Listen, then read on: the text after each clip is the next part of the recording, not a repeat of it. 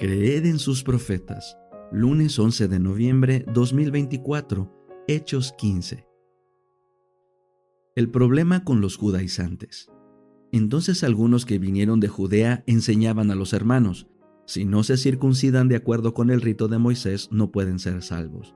Puesto que surgió una contienda y discusión no pequeña por parte de Pablo y Bernabé contra ellos, los hermanos determinaron que Pablo, Bernabé y algunos otros de ellos subieran a Jerusalén a los apóstoles para tratar esta cuestión. Entonces los que habían sido enviados por la iglesia pasaban por Fenicia y Samaria, contando de la conversión de los gentiles, y daban gran gozo a todos los hermanos. Las deliberaciones en Jerusalén. Una vez llegados a Jerusalén, fueron recibidos por la iglesia y por los apóstoles y por los ancianos, y les contaron todas las cosas que Dios había hecho con ellos.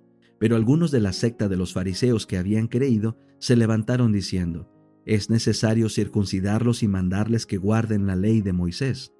Entonces se reunieron los apóstoles y los ancianos para considerar este asunto. Como se produjo una grande contienda, se levantó Pedro y les dijo: hermanos, ustedes saben que, desde los primeros días, Dios escogió entre ustedes que los gentiles oyeran por mi boca la palabra del evangelio y creyeran. Y Dios, que conoce los corazones, dio testimonio a favor de ellos al darles al Espíritu Santo igual que a nosotros. Y no hizo ninguna diferencia entre nosotros y ellos, ya que purificó por la fe sus corazones. Ahora pues, ¿por qué ponen a prueba a Dios colocando sobre el cuello de los discípulos un yugo que ni nuestros padres ni nosotros hemos podido llevar? Más bien, nosotros creemos que somos salvos por la gracia del Señor Jesús, del mismo modo que ellos. Entonces, toda la asamblea guardó silencio, y escuchaban a Bernabé y a Pablo, mientras contaban cuántas señales y maravillas Dios había hecho por medio de ellos entre los gentiles. Cuando terminaron de hablar, Jacobo respondió diciendo: hermanos, óiganme. Simón ha contado cómo Dios visitó por primera vez a los gentiles para tomar de entre ellos un pueblo para su nombre. Con esto concuerdan las palabras de los profetas, como está escrito: después de esto volveré y reconstruiré el tabernáculo de David, que está caído, reconstruiré sus ruinas y lo volveré a levantar, para que el resto de los hombres busque al Señor, y todos los gentiles sobre los cuales se has invocado mi nombre, dice el Señor que hace estas cosas, que son conocidas desde la eternidad. Por lo cual yo juzgo que no hay que inquietar a los gentiles que se convierten a Dios, sino que se les escriba que se aparten de las contaminaciones de los ídolos, de inmoralidad sexual, de lo estrangulado y de sangre. Porque desde tiempos antiguos Moisés tiene en cada ciudad quienes le prediquen en las sinagogas, donde es leído cada sábado. La carta a los creyentes gentiles. Entonces pareció bien a los apóstoles y a los ancianos con toda la iglesia que enviaran a unos hombres elegidos de entre ellos a Antioquía, con Pablo y Bernabé, a Judas, que tenía por sobrenombre Barsabás, y a Silas, quienes eran hombres prominentes entre los hermanos. Por medio de ellos escribieron: los apóstoles, los ancianos y los hermanos, a los hermanos gentiles que están en Antioquía, Siria y Cilicia, saludos. Por cuanto hemos oído que algunos que han salido de nosotros, a los cuales no dimos instrucciones, les han molestado con palabras, trastornando sus vidas, de común acuerdo nos ha parecido bien elegir unos hombres y enviarlos a ustedes con nuestros amados Bernabé y Pablo, hombres que han arriesgado su vida por el nombre de nuestro Señor Jesucristo. Así que hemos enviado a Judas y a Silas, los cuales también les confirmarán de palabra el mismo informe, porque ha parecido bien al Espíritu Santo y a nosotros no imponerles ninguna carga más que estas cosas necesarias, que se abstengan de cosas sacrificadas a los ídolos, de sangre, de lo estrangulado y de inmoralidad sexual. Si se guardan de tales cosas, harán bien, que les vaya bien. Entonces, una vez despedidos, ellos descendieron a Antioquía, y cuando habían reunido a la asamblea, entregaron la carta. Al leerla, se regocijaron a causa de esta palabra alentadora. Judas y Silas, como también eran profetas, exhortaron a los hermanos con abundancia de palabras y los fortalecieron. Después de pasar allí algún tiempo, fueron despedidos en paz por los hermanos para volver a los que los habían enviado. Pero Pablo y Bernabé se quedaron en Antioquía, enseñando la palabra del Señor y anunciando el evangelio con muchos otros. Comienzo del segundo viaje misionero. Después de algunos días, Pablo dijo a Bernabé: volvamos ya a visitar a los hermanos en todas las ciudades en las cuales hemos anunciado la palabra del Señor, para ver cómo están. Bernabé quería llevar consigo a Juan, llamado Marcos. pero a Pablo le parecía bien no llevar consigo a quien se había apartado de ellos desde Panfilia y que no había ido con ellos a la obra. Surgió tal desacuerdo entre ellos que se separaron el uno del otro. Bernabé tomó a Marcos y navegó a Chipre, y Pablo escogió a Silas y salió encomendado por los hermanos a la gracia del Señor. Luego recorría Siria y Cilicia, fortaleciendo a las iglesias. El deseado de todas las gentes, capítulo 75, ante Anás y Caifás. Los judíos esperaban a un Mesías que se revelase con manifestación exterior. Esperaban que, por un despliegue de voluntad dominadora, cambiase la corriente de los pensamientos de los hombres y los obligase a reconocer su supremacía. Así, creían ellos, obtendría su propia exaltación y satisfaría las ambiciosas esperanzas de ellos.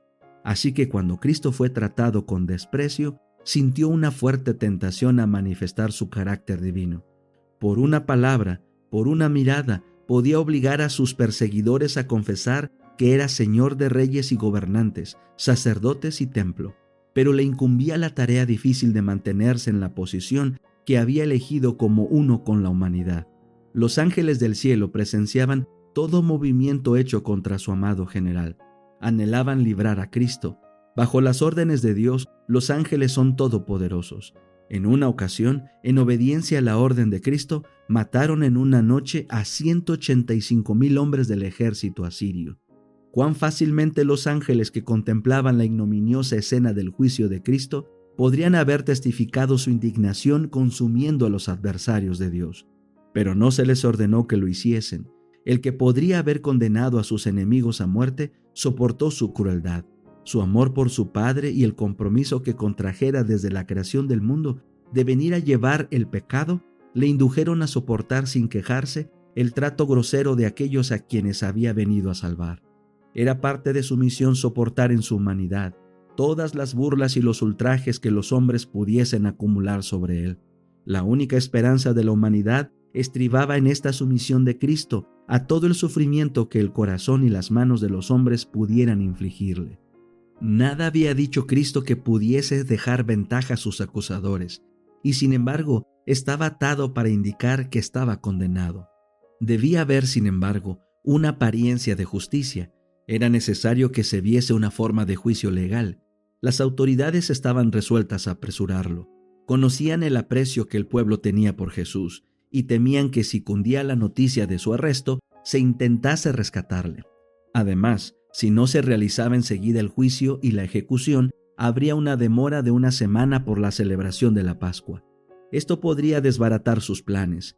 Para conseguir la condenación de Jesús, dependían mayormente del clamor de la turba, formada en gran parte por el populacho de Jerusalén.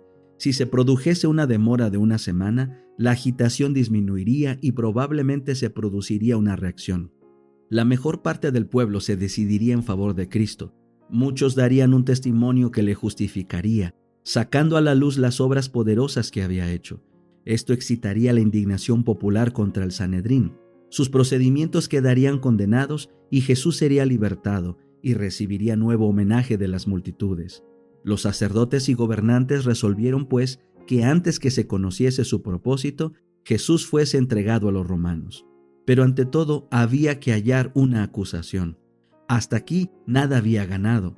Anás ordenó que Jesús fuese llevado a Caifás. Este pertenecía a los saduceos, algunos de los cuales eran ahora los más encarnizados enemigos de Jesús. Él mismo, aunque carecía de fuerza de carácter, era tan severo, despiadado e inescrupuloso como Anás. No dejaría sin probar medio alguno de destruir a Jesús. Era ahora de madrugada y muy oscuro, así que a la luz de antorchas y linternas, el grupo armado se dirigió con su preso al palacio del sumo sacerdote. Allí, mientras los miembros del Sanedrín se reunían, Anás y Caifás volvieron a interrogar a Jesús, pero sin éxito. Cuando el concilio se hubo congregado en la sala del tribunal, Caifás tomó asiento como presidente. A cada lado estaban los jueces y los que estaban especialmente interesados en el juicio. Los soldados romanos se hallaban en la plataforma situada más abajo que el solio a cuyo pie estaba Jesús. En él se fijaban las miradas de toda la multitud. La excitación era intensa. En toda la muchedumbre, él era el único que sentía calma y serenidad. La misma atmósfera que le rodeaba parecía impregnada de influencia santa. Caifás había considerado a Jesús como su rival. La avidez con que el pueblo oía al Salvador y la aparente disposición de muchos a aceptar sus enseñanzas habían despertado los acerbos celos del sumo sacerdote. Pero al mirar Caifás al preso, le embargó la admiración por su porte noble y digno. Sintió la convicción de que este hombre era de filiación divina. Al instante siguiente, desterró despectivamente este pensamiento. Inmediatamente dejó oír su voz en tonos burlones y altaneros, exigiendo que Jesús realizase uno de sus grandes milagros delante de ellos. Pero sus palabras cayeron en los oídos del Salvador como si no las hubiese percibido. La gente comparaba el comportamiento excitado y maligno de Anás y Caifás con el porte sereno y majestuoso de Jesús. Aún en la mente de aquella multitud endurecida se levantó la pregunta: ¿será condenado como criminal este hombre de presencia y aspecto divinos?